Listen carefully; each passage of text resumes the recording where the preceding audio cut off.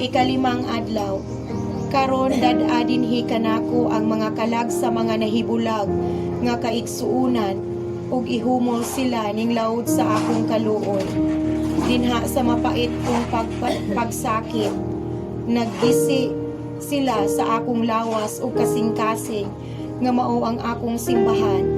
Sa ilang pagbalik sa pagpakikhiusa sa simbahan, ang akong samad maalim ug sa maong paagi ilang mapagaan ang akong pagsakit.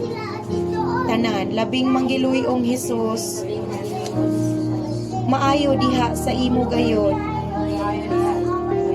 nga kaugalingon, dili nimo isalikway ang naghangyo sa imong kahayag, dawata dinha sa puloy-anan, sa imong labing mahigugmaong kasing-kasing,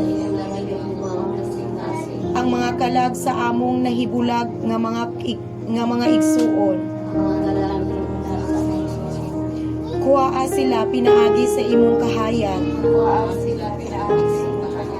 ngadto sa kahiusahan sa simbahan, ug ayaw sila buhii gikan sa puloy-anan, sa imong labaw nga mahigugmaong kasing-kasing, apan dad-a sila usab pagduol aron magadayeg sa kaayo sa imong kaluoy. Walay kinutubang amahan, ilingi ang imong maluluyong mga mata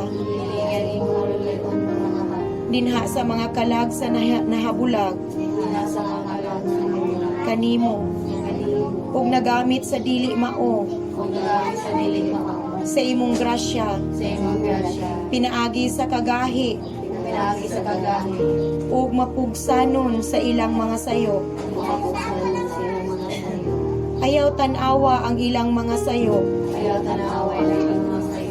apan ang gugma sa imong kaugalingong anak, ug diha sa iyang mapait nga pagpasakit nga iyang naagian alang kanila, tungod kay sila usab na hisulod dinha sa imong labing mahigugmaong kasing-kasing,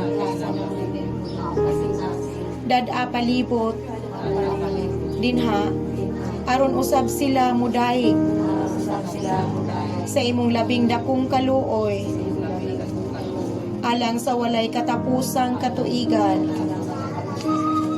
Amen.